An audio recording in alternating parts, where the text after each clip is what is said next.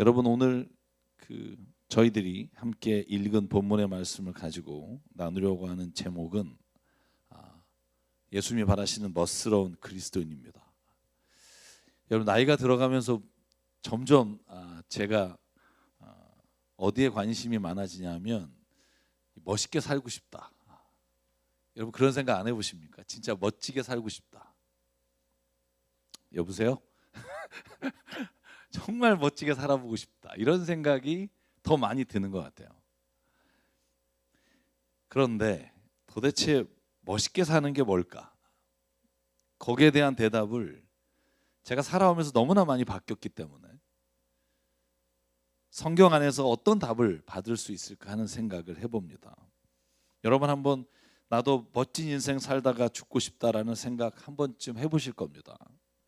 제가 어렸을 때 영화를 보면서 제일 많은 영향을 받은 것 같아요. 아버님도 영화를 좋아하셔서 온 가족이 사운드 오브 뮤직,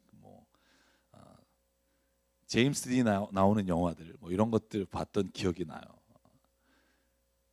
먼저 사진이 떴으니까 저에게는 어렸을 때 가장 좋아했던 사람입니다. 제가 닮았다고 그러면 욕먹을 건 뻔하고 닮고 싶어서 따라했어요. 막 옷도 따라 입어보고. 근데 저 친구의 모든 사진에 보면 담배를 펴요. 그래서 어렸을 때 저게 워너비였어요. 한번 해보고 싶다. 너무 멋있어요. 이렇게도 폈다가 이렇게도 폈다가 막 그 모습이 어렸을 때는 야 진짜 멋있다라고 하는 대명사처럼 보였던 적이 있어요. 저만 이상한 사람처럼 보지 마시고 오죽하면 제가 한번 금연학회에서 어떤 얘기를 나눈 적이 있는데 거기에 이런 논문들이 정말 많아요. 영화 속 흡연 장면이 청소년 흡연에 미치는 영향, 고찰. 그래서 여러분 영화에 보면 담배 피는 모습들이 이렇게 가려져서 요즘 나오잖아요. 왜냐하면 그 모습이 너무 멋있게 보이니까 어렸을 때 따라하고 싶은 거예요. 그게 쓴지 단지 이건 관심 없어요. 그냥 되게 멋있는 배우들이 되게 그런 모습을 하면 왠지 나도 저렇게 되면 멋있을 것 같다는 느낌이 들죠. 자기가 제임스 딘은 아니지만 그런 생각이 왠지 들어요. 젊은 나이 24살에 죽었잖아요. 31년에 태어나서 55년에 죽었으니까 24살 아주 짧은 인생을 살고 정말 주연으로 영화 3편 나왔는데 그 자이언트라는 영화가 제일 기억에 남습니다만 그래서 우리는 멋있는 삶을 어디에서 배우냐 하면 영화나 아니면 우리가 매스컴을 통해서 보는 사람들의 모습이 저렇게 한번 살다 죽고 싶다라는 우리의 멋진 모습의 대상이 될 때가 너무나 많죠. 그래서 우리가 무엇을 바라보고 어떤 것을 통해서 삶의 기준, 멋진 인생이라고 우리가 생각하느냐에 따라 우리가 살고 싶은 멋진 인생이 달라지는 거예요. 여러분 그런데 제가 한번 여쭤볼게요. 어떻게 사는 게 멋지게 사는 걸까요? 여러분 답이 있으신가요? 여러분 안에 내가 그리스도인인데 이 세상에 태어났는데 한번 멋지게 살다 가야지. 그 기준과 그 목적이 뭔지를 오늘 저희가 한번 생각해 볼 수 있으면 남은 인생 살아갈 때 그 모습에 조금이나마 가까이 가려고 애써 보지 않을까. 그렇게 성경을 읽다 보니까 그러면 멋진 그리스도인은 뭘까? 우리가 신앙생활 하는데 예수님 믿는다고 말하는데 그러면 진짜 멋있게 한번 그리스도인으로 살다 죽는 게 뭘까? 그런 생각을 하다가 오늘 본문의 말씀을 보게 됐습니다. 여러분 제가 오늘 본문의 말씀을 읽고 멋진 그리스도인이라고 제목을 정했다가 이 멋있다는 단어가 너무 많아요. 여러분 멋있다, 멋지다, 멋들어지다, 멋스럽다 이런 말이 많잖아요. 그래서 사전을 뒤져봤더니 멋있다, 멋지다는 비슷한 말이고 멋스럽다는 말은 멋진 데가 있다라는 말이고요. 제가 왜 멋들어지다라는 형용사를 택했냐 하면 멋들어지다는 말이 아주 멋있다라는 뜻이래요. 아주 멋있다.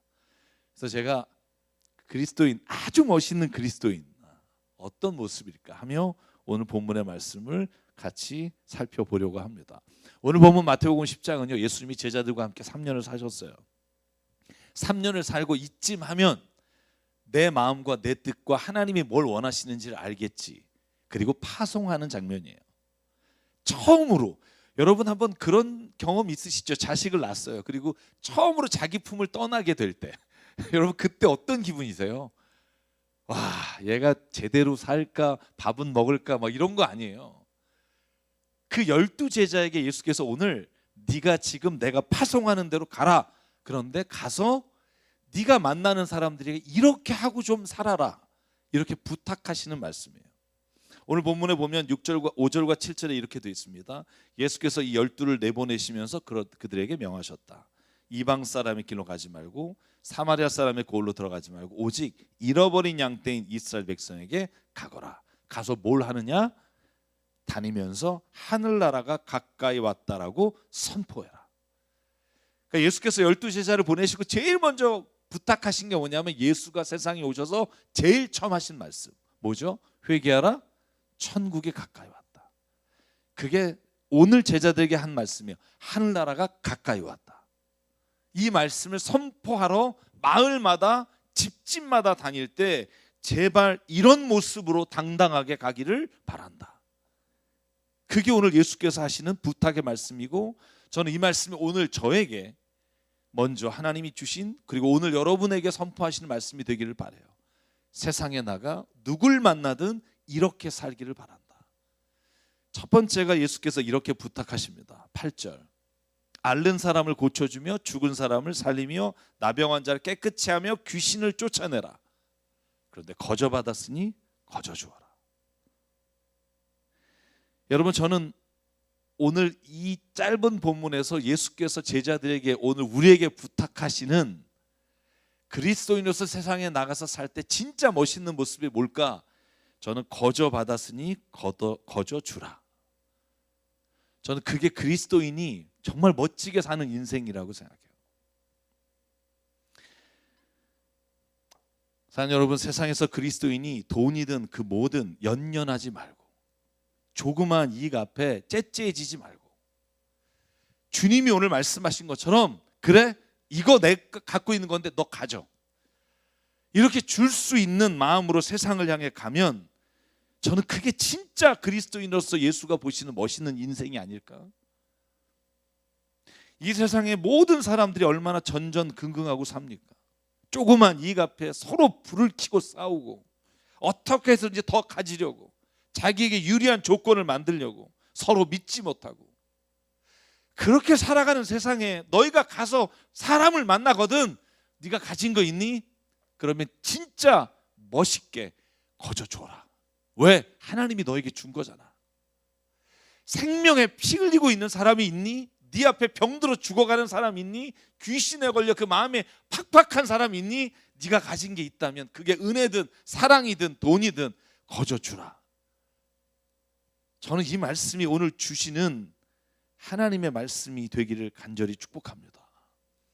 저는 목회 시작하면서 13년 전에 제가 이런 생각해서 지금까지 당연하게 교회에서 했던 일들, 당연하게 받아줬던 것들을 좀 다르게 해보면 좋겠다. 제가 여태까지 부교육자를 하면서 교회를 바라보면서 이건 좀 안 했으면 하는 거 하지 않고 이건 좀 해봤으면 하는 건 좀 하면서 살자. 여러분, 저희가 뭐 아시겠지만 학원 빌려서 뭐 1시간 2시간씩 쓰고 지하 8평 이렇게 뭐 다니는 동안은 할 수 없었던 일을 저희가 이곳에 오면서부터 할 수 있었던 게 있었어요. 그게 뭐냐면 이 예배실을 교회를 누군가에게 빌려주는 거예요. 이제 공간이 생겼으니까. 그래서 선정능력 이곳에 지하에 저희도 월세지만 이곳에서 결혼식을 하거나 공연을 하거나 대관을 할 때 얼마를 받으면 좋을까? 그걸 회의한 적이 있어요. 리더들과 함께. 왜냐하면 우리가 월세는 형편이 안 됐거든요. 이거 너무 비싸서 저희가 있던 곳보다. 그래서 저희가요 계약서도 만들고요 정말 노력 많이 했어요. 이 프로젝트는 얼마를 받을까, 마이크 하나 얼마 받을까, 이 공간은 얼마를 받을까. 그래서 다 작성을 했어요. 그래서 완성이 됐어요. 근데 저희가 기도하면서 그런 얘기를 나눴어요. 우리 그냥 빌려주면 안 될까요? 그냥 하나님이 거저 주셨는데 그냥. 근데 머리에는요 복잡한 함수 관계가 있어요. 월세를 낼 수 있을까? 뭐 여러분 걱정이 많잖아요. 이 운영을 하는 건 또 다른 일이니까. 근데 저희 리더들이 결정했어요. 쉽지 않은 결정에 거저 드립시다. 그리고 한번 하나님이 어떻게 하시는지 보기를 원합니다. 우리 교회 사정을 보면 다만 정말 그 조금의 돈이라도 보탬이 돼야 운영이 될 수 있을 지경이었지만 그저 주기로 결정하고, 여러분 코로나19로 우리가 지금 여기서 모이지 못하지만 그 전에 CCC라고 하는 단체 월십 드림팀이 매주 목요일 저녁에 여기를 그저 찬양 예배 공간으로 쓰고 있고요. 매주 금요일 오후에는 삼성동에 사는 100여 명의 실버 합창단이 여기서 그저 합창 연습을 매주 3시간씩 하세요. 얼마나 좋아하시는지. 저희가 엘리베이터가 없는데 그 나이 많으신 80 넘으신 분들도 계단을 잡고 내려오시면 제가 그래요. 너무 죄송해요. 저희가 엘리베이터가 없어요. 그게 뭐라고 말씀하시냐면, 내가 교회는 안 다니는데 너무 좋아. 이런 데를 누가 빌려줘. 이러면서 오셔서 그냥 여러 가지 노래를 부르세요. 카페 공간은 대학교의 기독교 동아리 모임 북콘서트 장소로 거저 빌려준 지가 5년입니다.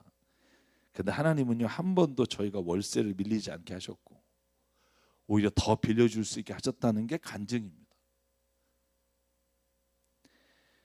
그리고 2018년 1월에 위기 청소년들, 집을 나온 가출 소년들, 이런 아이들이 예배 드릴 곳이 없다고 해서 여기에서 교회를 오후에 다 통째로 빌려준 지가 3년째입니다. 이 오른쪽이 그 교회 표고요, 왼쪽이 저희 교회 표예요. 그 친구들이 여기서 예배를 드리고 여기서 은혜를 받고 거저 공간을 빌려줬을 뿐만 아니라 우리가 헌금을 그 교회에 흘려보내서 그 교회가 성장할 수 있게 하는 거, 그런 마음을 주시고 그 일을 하게 하신 분도 저는 하나님이라고 믿습니다. 술 먹고 교회 오고 드러눠서 자고 문신하고 정말 험하게 생긴 아이들이 왔을 때 교우분들이 처음에 무서워했던 그 모습을 기억해요. 권사님 한 분이 저에게 와서 목사님 너무 무서워서 교회를 못 오겠어요. 그런데 이제 3년이 지나니까 그 애들이 그냥 손주 같고 아들 같고 딸 같아요. 여러분 정말 멋지지 않습니까? 멋진 교회, 어떤 교회라고 생각하세요? 뭔가 좀 화려한 뭐가 있으면 얼마나 좋겠어요. 제가 3월 9일로 잠정적으로 공연 기획을 잡고 이 공간을 와서 봤는데 모든 분이 그런 거예요. 아니 교회가 왜 LED도 없어요? 요즘 LED 없는 교회가 어디 있어요? 이게 쫙 카메라도 왜 옛날 프로젝트도 옛날 거 4,200원씩 이거 갖고는 공연을 못 합니다. 그래서 저희 교회가 이런 교회예요. 이래서 돈이 없어요. 매달 선교하고 후원하는 교회, 그 보내는 헌금을 보내려면 저희가 여력이 안 돼요. 근데 그때 정말 고마운 말이 뭐였냐면 그분들이 저에게 그런 얘기 주셨어요. 와, 듣고 나니까 진짜 멋진 교회네요. 저는 그 말이 너무너무 행복했어요. 저는 여러분에게도 그게 행복이 되길 주의 이름으로 축복합니다. 진짜 멋진 교회네요. LED는 없고 카메라는 10년 전 카메라지만 와, 하나님이 진짜 여기서 무조건 할게요. 저희가 싸들고 와서 할게요. 처음에는 거저 주면 과연 이 일이 가능할까라고 생각했던 것들을 하나님이 이 일을 감당하면서 확신이 되게 하시고, 진짜 멋있는 교회는 예수께서 자기의 인생을 다 쏟아내시고 아무것도 건지지 않고 십자가에 피 흘리며 죽기까지 사신 게 우리가 진짜 멋있는 하나님의 모습이라고 고백하는 것처럼 우리에게 그 모습이 멋지다고 보일 수 있게 하신 은혜, 저는 그것이 주님이 주신 우리 교회를 향한 하나님의 계획과 은혜인 줄 믿습니다. 그러나 거저 주기 위해서는요, 우리가 주님으로부터 받는 게 있어야 돼요. 내 안에 채워지는 게 없으면 거저 주다가 실망하게 되고 낙심하게 되고 넘어지게 돼요. 끊임없이 내 안에 그 하나님이 주시는 거저 줌으로 인해서 때로는 손해보고 힘든 과정까지도 내가 감당할 수 있는 은혜, 그 사랑이 부어지지 않으면 결코 우리의 입에서 이것이 멋지다고 말할 수 없어요. 그래서 거저 주는 일에는 연습이 필요하고요, 연습을 통해 하나님이 행하시는 것을 봐야만 우리가 거저 할 수 있는 용기를 얻게 된다는 거예요. 어제 저희가 감사훈련학교 3주간 21일 감사 동행이라는 프로그램을 어제 마쳤어요. 마치면서 저희 모였던 10분이 같이 고백한 게 있어요. 목사님, 교회를 40년 다녔는데 20년 다녔는데 감사를 입으로 매일 고백해 본 적이 없어서 내가 이 감사의 기쁨을 모르고 살았어요. 그리고 두 가지를 건의하시더라고요. 하나는 뭐냐 하면 목사님 2기를 만들어서 바로 시작해 주시면 저희 가족을 감사교회 같이 좀 꼭 듣게 해 주십시오. 그래서 제가 뭐 좀 힘들지만 바로 시작을 하겠다고 약속을 했어요. 또 하나는 교인 모두에게 이 감사의 훈련이 얼마나 귀한지. 여러분 제가 감사할 때마다 늘 하는 말씀 기억하시나요? 감사는 모국어가 아니에요. 우리 인간의 본능과 욕심이 늘 우리의 입엔 원망과 불평과 염려와 근심의 언어가 우리의 모국어예요. 하나님의 은혜를 체험하고 나서 제2외국어, 외국어가 된 이 감사의 언어가 우리의 모국어가 되기 위해서는요, 끊임없는 나와의 싸움이 필요하고 훈련이 필요해요. 여러분 볼펜을 떨어뜨렸을 때 엄마야 이러다가 볼펜 떨어졌을 때 웁스 하려면 수천 번은 해야 그게 나오지. 여러분 자연스럽지가 않아요. 감사가 여러분 우리의 삶에서 매일 고백되기 위해서는요, 우리의 모국어가 감사가 되기 위해 끊임없는 훈련이 필요하다는 거예요. 거저주는 삶의 물질적인 것만이 아니에요. 은혜도 거저줘야 하고 사랑도 거저줘야 하고 우리가 눈에 보이지 않는 것들도 거저주기 위해서는요, 아주 자그마한 거라도 내 안에서 그것이 훈련이 돼야만 우리가 그것을 나눌 수 있는 은혜의 감격을 함께 고백할 수 있습니다. 돈 몇 푼 때문에 그리스도인의 품격을 잃지 않길 바랍니다. 땅 몇 평 때문에 지금까지 누려왔던 그리스도의 성품이 바닥까지 드러나지 않기를 바랍니다. 거저줌으로 인해 멋진 모습들이 너무나 많은데 그걸 상상하고 그 일을 행할 때 하나님이 행하시는 것을 같이 보는 은혜가 있기를 바랍니다. 전 성경을 보니까 예수께서 말씀하신 대로 살아갔던 멋진 사람들이 있어요. 사도행전 2장 44절. 예수께서 승천하시고 초대교회에 이런 일이 있었다고 기록합니다. 믿은 사람은 모두 함께 지내며 모든 것을 공동으로 소유하였다. 그들은 재산과 소유물을 팔아 모든 사람에게 필요한 대로 나눠주었다. 그리고 날마다 한 마음으로 성전에 열심히 모여 집집이 돌아가며 빵을 떼며 순전한 마음으로 기쁘게 음식을 먹고 하나님을 찬양하였다. 그래서 그들은 모든 사람에게서 호감을 샀다. 주님께서는 구원받는 사람을 날마다 더하여 주셨다. 아멘. 전 이 본문을 읽을 때마다 조그만 것에 의해서 멋진 우리 그리스도인의 모습을 잃어버리는 일이 없기를, 그 단 없어도 되는 것 때문에 반드시 있어야 될 그 놀라운 은혜와 사랑을, 감격을 놓치고 살지 않기를. 여러분 구약 성경에 보면 창세기에 이삭이란 사람이 자기가 그랄에 가서 땅을 파서 무물만 나오면 그랄 사람들이 와서 뺏어가요. 26장 21절에 이렇게 돼 있어요. 이삭의 종들이 다른 우물을 팠는데 그랄 지방 목자들이 또 시비를 걸었다. 그래서 이삭은 우물의 이름을 신나라고 말했다. 다툰다는 뜻이에요. 이삭이 거기에서 옮겨 또 다른 우물을 팠는데 이제는 두 번 뺐더니 시비를 걸지 않아요. 이렇게 말합니다. 이제 주님께서 우리가 살 곳을 넓히셨으니 여기에서 우리가 번성하게 됐다. 그 이름을 르호봇이라 하더라. 르호봇의 이름이 땅의 지경을 넓힌다는 의미를 갖고 있어요. 거저주는 건 손해 갖고 우리가 물러나는 것 같으나 거저주는 인생을 하나님이 보시기에는 하나님은요 그것을 지경을 넓혀 하나님의 일이 나타나는 역사 현장으로 바꾸시는 은혜가 있는 줄 믿습니다. 이게 첫 번째 예수께서 12제자를 보내면서 이렇게 살기를 부탁하신 멋들어진 그리스도인의 모습이라고 믿어요. 두 번째는요, 마태복음 10장 12절과 14절에 이렇게 말합니다. 너희가 그 집에 들어갈 때 평화를 빈다고 인사해라. 그래서 그 집이 평화를 누리게 알맞으면 너희가 비는 평화가 그 집에 있게 하고 알맞지 않으면 그 평화가 너희에게 되돌아오게 하겠다. 누구든지 영접하지 않거나 너희 말을 듣지 않거든 그 집이나 그 고을을 떠날 때 너희 발에 묻은 먼지를 떨어버려라.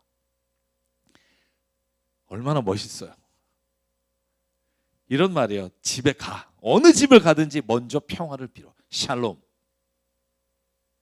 그런데 그 집이 그 평화를 받을 마음의 그릇이 준비가 되어 있지 않아 너희를 배척하거나 욕하거나 아니면 그 안에서 받을 만한 여건이 안 되지, 그러면 반드시 하나님은 네가 입으로 뱉은 그 평화를 너에게 주실 것이다. 그러니 그걸 믿고 평화를 선포해라. 사랑하는 여러분, 저와 여러분이요 가는 곳마다 이 평화를 먼저 선포하는 은혜가 있기를 주의 이름으로 축복합니다. 그리스도인은 어떤 사람입니까? 누군가 저에게 묻는다면 저는 한마디로 말해요. 늘 피스메이커입니다. 평화를 만드는 사람입니다.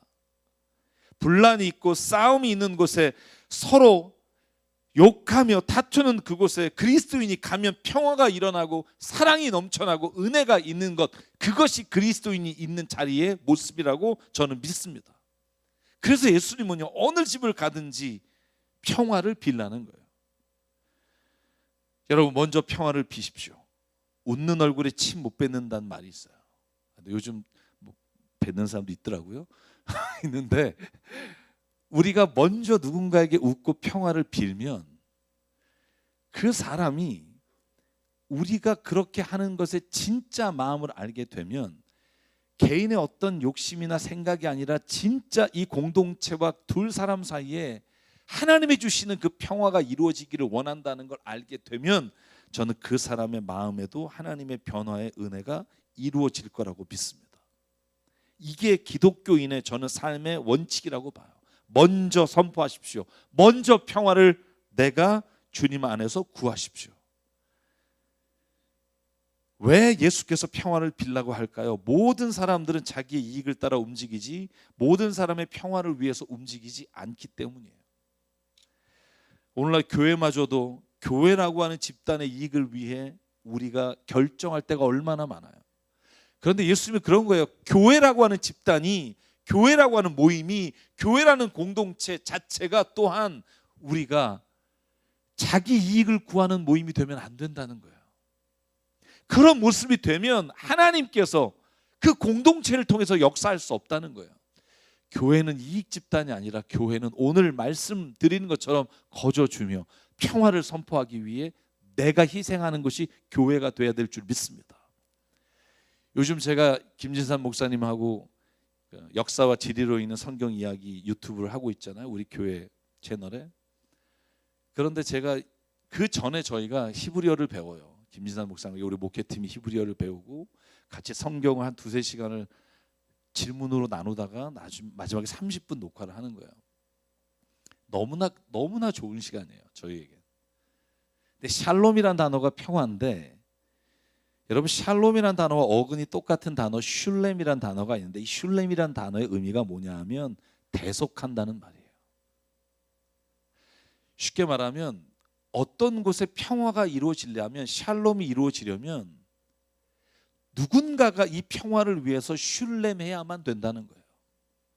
여러분, 가족에서도 문제가 생겨요. 근데 문제가 다툼이, 이 문제가 해결이 안 돼요. 그때 누군가가 자기 것을 슐렘, 대신 희생함으로 인해 그 샬롬이 이루어지게 하는 게 샬롬의 근본적인 의미며, 그래서 예수께서 에베소서 2장에 그는 평화시다라고 선언하며 에베소 2장 14절 이렇게 말합니다. 그리스도 우리의 평화십니다. 그리스도께서는 유대 사람과 이방 사람이 양쪽으로 갈라져 있는 것을 하나로 만드신 분입니다. 이게 샬롬입니다. 그분은 유대 사람과 이방 사람 사이를 가르지는 담을 자기의 몸을 허물으사 원수된 것을 없애시고 여러 가지 조문으로 된 계명의 율법을 폐하셨습니다. 그분은 이 둘을 자기 안에서 하나의 새 것으로 만들어서 평화를 이루시고 원수된 것을 십자가로 소멸하시고 이 둘을 한 몸으로 만드셔서 하나님과 화해시키셨습니다. 그분은 오셔서 멀리 떨어져 있는 여러분에게도 평화를 전하셨으며 가까이 있는 사람에게도 평화를 전하셨습니다. 슐렘, 예수의 대속의 십자가가 인간과 인간 사이에, 인간과 하나님 사이에 샬롬을 이루셨습니다. 그러므로 여러분, 우리가 샬롬을 선포합니다. 왜? 우리가 그 안에 그 샬롬을 이루기 위해 마땅히 치료해야 될 게 있다면 내가 감당하겠습니다라고 고백하는 게 저는 그리스도인이 선포해야 될 평화라고 믿습니다. 예수께서 마태복음 5장 44절에 이렇게 말하잖아요. 너희를 원수를 사랑하고 너희를 박해하는 사람을 위해 기도해라. 이게 샬롬이에요. 도저히 기도할 수 없는 사람, 도저히 내가 저 사람 면상을 보고 말도 하기 싫은데 그를 위해 기도하며 사랑할 수 있는 것, 이게 샬롬이에요.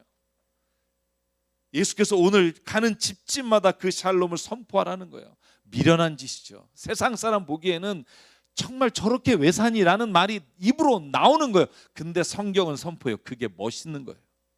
그게 진짜 멋있는 거다.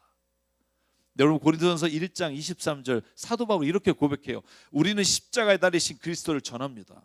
그리스도가 십자가에 달려졌다는 것은 유대 사람에게는 거리낌이고 이방 사람에게는 어리석은 일입니다. 그러나 부르심을 받은 사람에게는 유대 사람이나 그리스 사람이나 이 그리스도는 하나님의 능력이요 하나님의 지혜입니다. 하나님의 어리석음이 사람의 지혜보다 더 지혜롭고 하나님의 약함이 사람의 강함보다 더 강합니다. 아멘. 이게 오늘 예수께서 우리에게 주시는 세상에 나가서 이렇게 살아라. 이게 진짜 멋있는 거야. 그거 당하고 사는 거 아니야. 그게 세상을 이기는 거야. 저는 평화를 빌라는 말을 오늘에 적용해 보면 기독교를 향해 비난하고 욕하는 사람을 향해 우리가 다시 비아냥거리고 똑같이 화를 내고 똑같이 대하는 것, 그것은 오히려 하나님의 샬롬을 이루는 게 아니라 우리가 그 샬롬을 깨는 거예요. 오히려 축복하라는 거예요. 오히려 평화를 빌라는 거예요. 그러면 진짜 하나님의 영이 그 안에서 우리의 때에 이루어지지 않을 수 있으나 하나님은 일하시고 역사하시고 하나님은 그들을 우리의 그 멋진 삶에 초청해 주시리라고 저는 믿습니다. 저는 그래서 오늘도 꿈꿉니다. 이런 멋진 교회, 멋진 그리스도인이 되기를. 마지막으로 예수님이 이렇게 말합니다. 16절 보아라, 내가 너희를 내보내는 것이 마치 양을 이리떼 가운데 보내는 것 같다. 여러분, 예수님의 마음이 이래요. 우리를 세상에 보내시면서 야, 이것들 어떡하냐, 이것들 가서 이렇게 살다가 상처받을 텐데, 이렇게 하다가 더 힘든 일 생기면 하나님 왜 이러시냐고 원망할 텐데, 그러시면서 뭐라고 덧붙이시냐 하면 너희는 뱀과 같이 슬기롭고 비둘기와 같이 순진해라. 이노센트라고 영어가 되어 있어요. 순전하라. 여러분, 이 말을 왜 했을까요? 거저주고 평화를 빌 때 지혜가 있어야 돼요. 만약에 집안에 먹을 것이 하나도 없고 자기 가족도 건사하지 못하는데 거저준다고 다 주는 것, 여러분, 자기가 보기에는 굉장한 은혜인 것 같지만 가족이나 자녀가 보기에는 그것이 원망이 될 수 있어요. 저는 선교사님들이 인터뷰하고 방송하면서 많은 분들을 봐요. 그분들 중에 이런 일로 인해 고민하고 자녀들이 일탈하고 하나님을 떠난 사람들이 많아요. 지혜로우라는 거예요. 심지어 오늘 예수가 뭐라고 표현? 뱀처럼 지혜로우라는 거예요. 네가 할 책임도 안 하고 마땅한 것도 하지 않으면서 그냥 당위성만 가지고 하지 말고 하나님이 주신 그 은혜를 어떻게 하면 더 아름답게 할 수 있을까를 늘 지혜롭게 고민하며 비둘기의 마음으로 순전하게 이뤄갈 때 하나님이 너의 삶의 걸음걸음마다 그 일이 멋진 일로 바꿔주시는 것을 체험하게 될 것이라고 오늘 우리에게 말씀해 주신 줄 믿습니다. 그래서 야고보서에 보면요, 1장에 이렇게 말합니다. 여러분 가운데 누구든지 지혜가 부족하거든 모든 사람에게 아낌없이 주시고 나무라지 않는 하나님께 구하십시오. 그리하면 받을 것입니다. 아멘. 순간마다 여러분, 예수께서 하신 말씀을 행동으로 옮길 때 지혜를 구하셔야 합니다. 세상 사람들이 묻는 질문에 대해 늘 대답할 것을 준비하며 그 지혜로 말해야 합니다. 사랑하는 여러분, 오늘 우리가 멋들어진 그리스도인이 이런 모습입니다라고 주의 말씀으로 함께 나눴지만 저는 꼭 마지막으로 드리고 싶은 말씀은 우리가 이것이 멋들어진 그리스도인의 모습이라고 볼 수 있는 눈이 열려야 한다는 거예요. 그 말씀이 내 삶에 다른 어떤 멋들어져 보이는 것들보다 내 안에 가장 멋있는 모습이 돼야만 그것이 내 삶으로 살아낼 수 있다는 겁니다. 여러분은 그리스도인이 거저주는 삶이 멋있어 보입니까? 아니면 한심해 보입니까? 제가 여러분에게 한번 여쭤볼게요. 열심히 벌어서 남 좋은 일 하는 비정상적인 것으로 보이십니까? 여러분은 원수 같은 인간에게 평화를 비는 삶이 멋있어 보입니까? 아니면 짜증납니까? 왜 이렇게 세상에서 늘 당하고만 사는지 한심해 보입니까? 여러분, 세상에서 돈이 되고 약삭빠른 지식으로 이득을 취하는 일이 아니라 인생에 주시는 하나님의 지혜를 가지고 해서는 안 될 것과 해야 될 것을 구분하고 하나님 앞에서 멋들어지게 산다고 하는 사람들이 멋있어 보입니까? 아니면 어리석어 보입니까? 아무리 교회를 다니고 성경 말씀 안다고 해도 멋들어진 그리스도인이 내가 정말 닮고 싶은 모습이 아니라면 우리는 결코 그 일에 근접할 수 없습니다. 사랑하는 여러분, 저와 여러분이요, 예수의 그 모습이 아름답고 성경의 진리가 너무나도 위대하다고 고백한다면 저는 예수께서 사신 모습과 예수가 말씀하신 그 모습이 우리에게 가장 멋들어진 모습이라는 고백이 우리 안에 늘 있기를 바라고요. 그래서 지금은 그렇게 못 살지만, 저도 마찬가지예요. 그렇게 못 살지만 내 마음의 소망으로 뒀을 때 그 일을 이루시는 하나님을 우리가 날마다 고백하며 만나는 은혜가 있기를 주의 이름으로 축복합니다. 그래서 정말 새사람교회 성도 여러분, 우리가 매일매일 더 멋진, 멋들어진 그리스도인의 모습으로 하루하루를 살아가고, 째째하지 않고, 별거 아닌 일에 목숨 걸지 말고, 거저주고 평화 필고 지혜롭게 주님의 뜻으로 살아가는 저와 여러분 되기를 주의 이름으로 축복합니다. 그래서 오늘 이 찬양을 부르려고 해요. 제가 이민호기 목사님이 만드신 곡이고, 제가 그 목사님 개인적으로 너무 존경하는데 그분의 신앙 고백이에요. 그분이 이 곡을 작곡한 이유를 말씀하시는데 이러더라고요. 어느 날 자기가 예수님 믿고 그리스도의 복음을 찬양으로 전하는 목사라고 생각했는데, 세상에서 성공한, 자기와 같이 음악하는 사람이 성공한 사람 보니까 내가 이렇게 사는 게 맞나? 이런 생각이 들더라는 거예요. 그때 이 찬양을 작곡하면서 가사가 이래요. 이 세상 살아가는 동안에 나의 힘을 의지할 수 없으니 기도하고 낙심하지 말 것은 주께서 내 참 소망이 되십니다. 주의 길을 걸어가는 동안에 세상의 것 의지할 수 없으니 감사하고 낙심하지 말 것은 주께서 참 기쁨이 되십니다. 하나님의 꿈이 나의 비전이 되고, 예수님의 성품이 나의 인격이 되고, 성령님의 권능이 나의 능력이 되기를 원하고 바라고 기도합니다. 여러분, 우리가 고백한 오늘 이 말씀이 하나님 내가 이렇게 되기를 원합니다, 원하고 바라고 기도하는 고백이 돼서 우리가 날마다 그 서로의 모습을 바라보며 늘 간증하는 은혜가 있기를 바라고요. 오늘 찬양으로 우리가 함께 고백하겠습니다. 이 세상을 살아가는 동안에 나의 힘을 의지할 수 없으니 기도하고 낙심하지 말 것은 주께서 참 소망이 되심이라. 하나님의 꿈이 나의 비전이 되고, 예수님의 성품이 나의 인격이 되고, 성령님의 권능이 나의 능력이 되길 원하고 바라고 기도합니다. 1절 한 번 더 가사 음미하면서 부를까요? 이 세상을 살아가는 동안에 나의 힘을 의지할 수 없으니 기도하고 낙심하지 말 것은 주께서 참 소망이 되심이라. 하나님의 꿈이 나의 비전이 되고, 예수님의 성품이 나의 인격이 되고, 성령님의 권능이 나의 능력이 되길 원하고 바라고 기도. 우리 일어나서 2절 가사 한번 부를까요? 주의 길을 걸어가는 동안에 세상의 것 의지할 수 없으니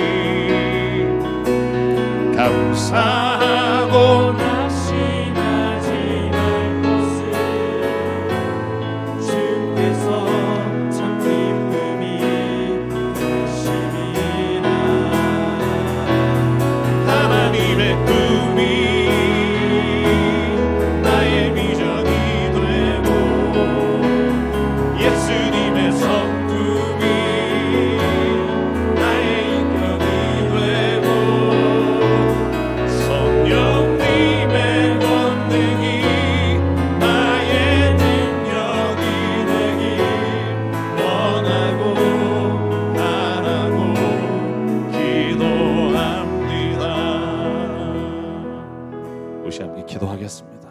기도하실 때 하나님 멋있게 살기를 원하지만 도대체 멋있게 사는 게 뭔지를 우리가 삶의 한가운데서 날마다 규정하지 못하고 헤맬 때가 있습니다. 주님, 오늘 주님의 말씀을 들으며 진짜 내가 최선을 다해서 이 세상에서 하나님이 누리게 하신 복을 누리며 살아갈 때 우리가 우리 앞에 있는 누군가를 거저줄 수 있는 마음을 주시고 평화를 비는 마음으로 내가 슐렘 대속하게 하여 주시고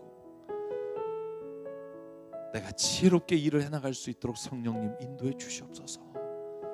오늘 말씀을 기억하며 각자에게 주신 은혜를 이 시간 함께 신앙으로 고백하며 기도하겠습니다.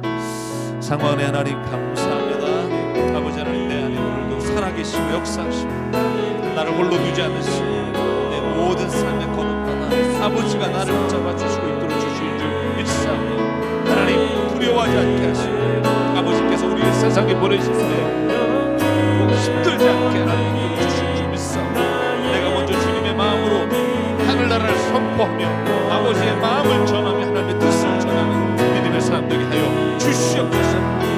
나의 부족함을 아시는 하나님, 내가 오늘도 주저앉은 자 다시 일어나 걸어가게 하여 주시옵소서. 아버지, 오늘도 만나 하나님의 소망을 이루어가는 믿음의 사람에게 하나님 역사해 주시옵소서. 내 안에 그러면서도 하나님 하나님도 마음에 상처받지 않게 하나님이 나를 보호하여 주시옵소서. 성령님의 권능으로 이끌어 주시고 충만케 하여 주시옵소서. 오늘도 나에게 그렇게 이루신 하나님, 축복하신 하나님 주시고 주겠습니다.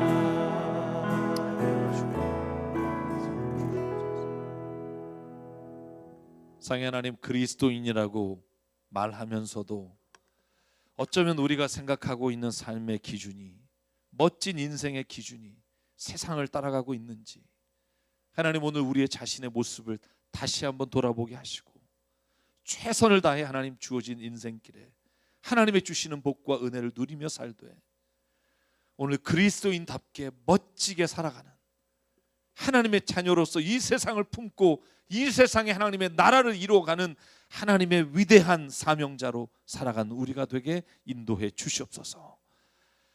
아버지 하나님, 이 시간 주님 앞에 나올 때 나의 생명과 나의 달란트와 나의 물질과 나의 모든 것이 주님의 것임을 알아 이 시간 하나님께 드립니다.